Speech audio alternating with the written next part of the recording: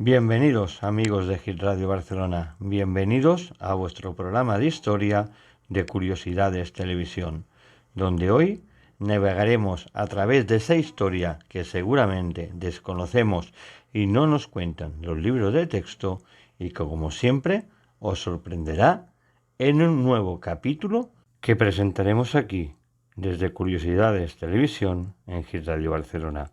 Y hoy viajamos a la bella Italia, viajamos hasta Cerdeña, donde hoy, desde nuestro programa, vamos a hablar de un tema que nos sorprenderá e incluso nos llevará a un lugar donde estar enfermo y casi en las puertas de la muerte en esta sociedad, donde la clase social, esta falta de recursos, hizo que en un tiempo no muy lejano nacieran diferentes hechos que intentaremos narrar en este episodio de historia que quizá hoy interesa esconder por vergüenza por parte de nuestros antepasados.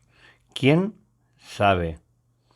Morir es inevitable, por lo que sufrir, por lo menos posible durante el trance de la vida a la muerte, es lo más humano y ético que se puede conceder a cualquier persona.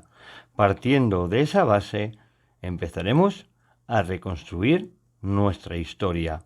Hoy hablaremos de un personaje que se podía ver de dos maneras, como un diablo o como un dios, porque en aquella época, donde la muerte de las clases sociales y los recursos de las familias impedían garantizar por aquella época el cuidado de los enfermos terminales por faltas de medicamentos y al no poder hacer nada por ese familiar, se llevaba a cabo la llamada de la persona que hoy os contaremos. También existían perjuicios de la religión católica y no se permitía abandonar tratamientos para dar paso a la eutanasia o al suicidio asistido, cuando desde su creencia solo Dios disponía de la vida del paciente. ¿Quién no ha oído hablar de esa eutanasia? Una eutanasia que por suerte muchos países ya empiezan a probarla para evitar así el sufrimiento del enfermo. Todos sabemos en estos momentos es tratada de nuevo, porque el ser humano sigue temiendo a la muerte y sobre todo al sufrimiento. Vivir con dignidad y sin sufrimiento se define como la mejor muerte posible, cuando se sabe que una persona no se va a poder curar jamás. La eutanasia, en pocas palabras, es buscar que se tenga el mejor final de la vida posible, con el menor de los sufrimientos y tomando en cuenta los valores y deseos del enfermo. A veces, las limitaciones jurídicas y también el deseo de sus familiares por el egoísmo de mantenerlo con vida hace que se alargue de manera innecesaria su sufrimiento. A lo largo del tiempo, en todas las sociedades se han desarrollado relaciones especiales con la muerte y hoy queremos acercaros a algunas de ellas. Por eso, nuestro viaje hoy hace que nos traslademos a un pueblecito en concreto, a Luras, que se encuentra en la provincia de Sácer, en Cerdeña, Italia. En ese pueblecito llamado Luras, en Italia, en Cerdeña, está abierto al público el Museo Gayuras, un museo etnográfico que, como sugiere el nombre, cuenta la vida agropastoral y las tradiciones de la tierra del norte de Cerdeña. El museo se ha hecho famoso por tener una pieza tan llena de historia y misterio como es el martillo de Sa Fémina Gavadora, en lengua sarda.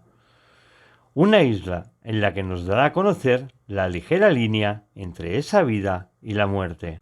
Hablamos de una Cerdeña donde existían costumbres ancestrales y una de ellas era a la que se denominaba a una mujer llamada la mujer de la buena muerte o la última madre, la figura de la agafadora o, en castellano, la cavadora.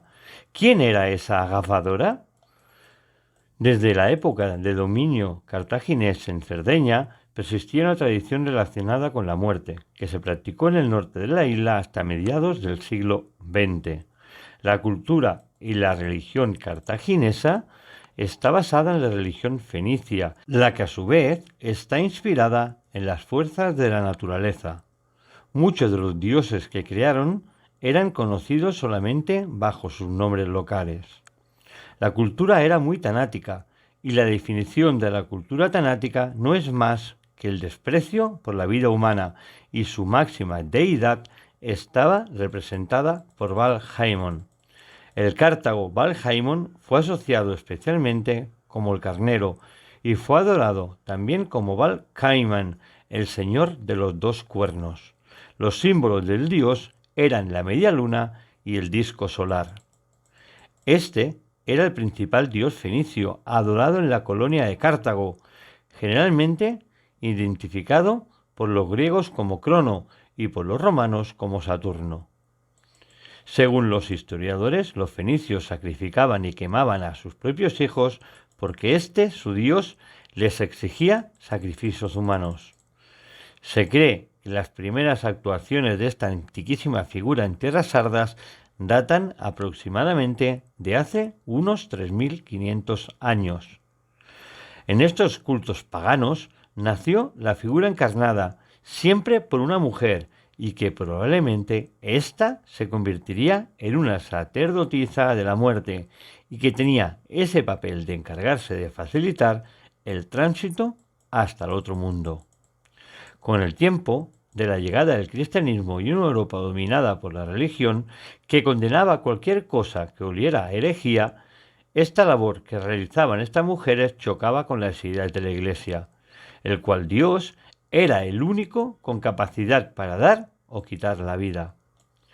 En la cultura sarda apareció esa costumbre que consistía en una anciana, vestida totalmente de negro, con un velo también negro, que se cubría la cara menos sus ojos, y la que llamaban la gabadora. No era una bruja ni una hechicera.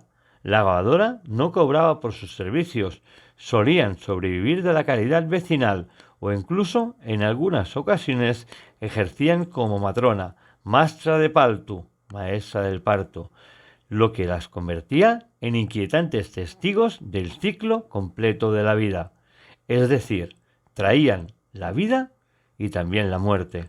Aunque se dice que no cobraban, realmente hay muchos estudios que dicen que cuando acababan su trabajo se les dejaba unas monedas en el marco de la puerta de salida para cuando hubieran acabado ese trabajo tan cruel y tan duro y tan macabro que realizaban, que ahora hablaremos de él, cobraran su recompensa. La gabadora no era querida, pero tampoco odiada. Era indispensable en esta época, porque hasta la mitad del siglo pasado los pueblos estaban aislados, es decir, lejos de hospitales, y no había medicina para curar a los enfermos, sobre todo los enfermos que provenían de familias pobres o con escasos recursos. Ir a un médico tomaba varios días a caballo, y la cavadora en esos momentos era indispensable, porque terminaba con el sufrimiento y la larga agonía de los enfermos que no tenían esperanza ni tratamiento. Una cosa es cierta, no se le considera una asesina, porque era la familia o el mismo moribundo quienes llamaban o pedían sus servicios.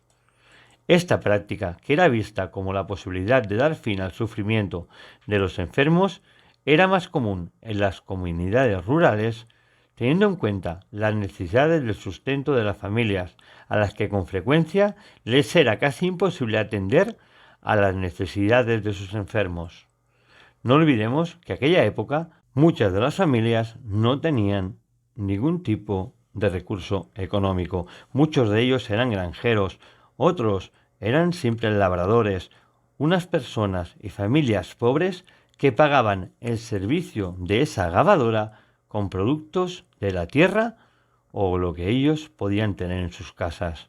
El trabajo de la gabadora era parecido a un último acto de amor, casi necesario, en un momento del cual las familias pobres no tenían ningún tipo de acceso a los medicamentos para aliviar los dolores y que la dedicación al cuidado de un enfermo terminal podía suponer un gran agujero económico o la quiebra de esa familia. Volvamos a esa mujer, a esa tenebrosa mujer con el nombre de acabadora, esa mujer que era la encargada, como dice su nombre, de acabar con la vida de los enfermos moribundos, a los que se consideraba incurables, para así aliviarles el dolor y procurarles la muerte de una forma rápida, digna y sin sufrimiento.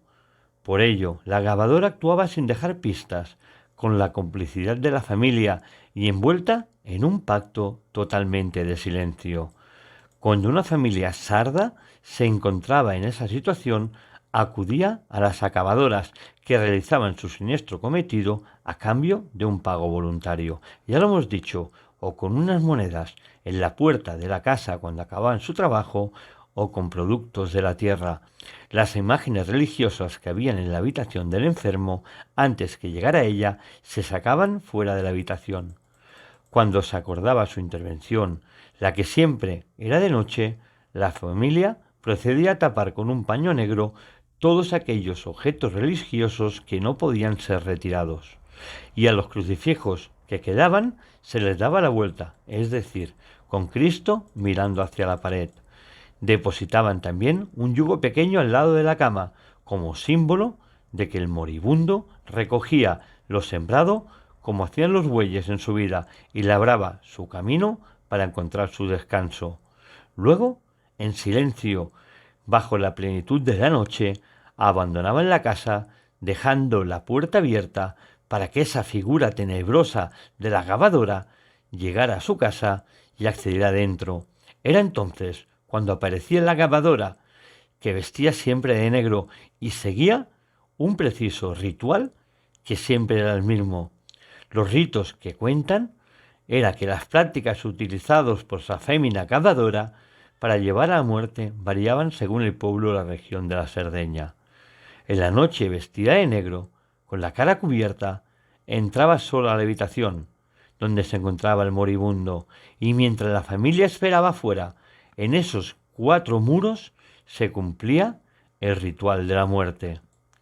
Al principio se realizaban unos cantos funerarios que al realizarlos se intentaba que el moribundo reaccionara a los cantos y pudiera curarse.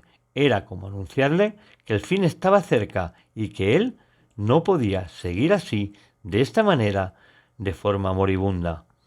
Ella siempre al entrar en las casas recitaba una frase que decía: Dios está aquí, quizá con la doble intención o creencia de que ella tenía la potestad de dar la vida o la muerte. Quizá era porque creía que ésta lo hacía con el consentimiento de Dios. Luego, la cavadora colocaba un pequeño yugo que tenía unas características especiales. Se dice que estaba perfumado de sésamo y su madera debía ser amarillenta y tenía una simbología al colocarlo debajo de la almohada del moribundo. La simbología es la siguiente: labra tu camino y recoge tus frutos. Cuando la grabadora entraba en la estancia para realizar este trabajo porque no quedaba otro remedio, se dice que entraba cantando una nana, igual que recibía a un recién nacido, con ella desprendía al mismo moribundo con la misma cantinela. A veces se sentaba en la cabecera y estrechaba entre sus piernas la cabeza del moribundo. Entonces lo acariciaba como quien lo arrullara y le canturreaba la misma canción de cuna que probablemente el moribundo había escuchado de su madre al nacer. Después lo estrochaba hasta estrangularlo o usaba la almohada para sofocarlo. Otras veces usando el pequeño yugo con un siniestro semblante, provista de una maza de madera hecha con olivo salvaje en forma de té. Cogiendo el yugo con ambas manos, le ponía en la nuca del enfermo, que estaba boca arriba, y con un golpe seco, del cual procedía un ruido como si una sandía se rompiera en 1000 pedazos. Era la señal que el enfermo había sido desnucado. Ese golpe en la cabeza, ese golpe seco en la paridad o en la nuca, producía un traumatismo craneal y dejaba al enfermo totalmente desnucado. Eso sí, tenían que trabajar a escondidas de Dios y de los hombres. Eso, antes de comenzar su intervención o ritual, hacían salir a todos los familiares de la sala y escondían todas las imágenes religiosas y crucifijos para obrar sin ningún testigo, como antes os hemos explicado. Con la llegada del cristianismo, esta práctica fue considerada aberrante y las autoridades hicieron todo lo posible que tenían en sus manos para acabar con este ritual ancestral. Por ello, de costumbre, las casas sardas tener un yugo encima de las chimeneas es recuerdo de aquella mujer de la muerte, o como es conocida con el nombre de la gavadora.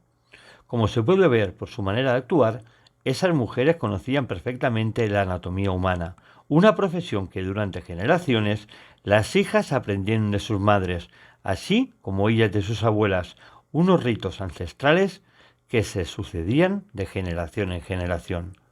Algunos estudiosos hablan de ellas asegurando que hacían sus propios ungüentos para que el olor tan peculiar que todos sabemos que tiene la muerte no quedara impregnado en la estancia y en esas 4 paredes.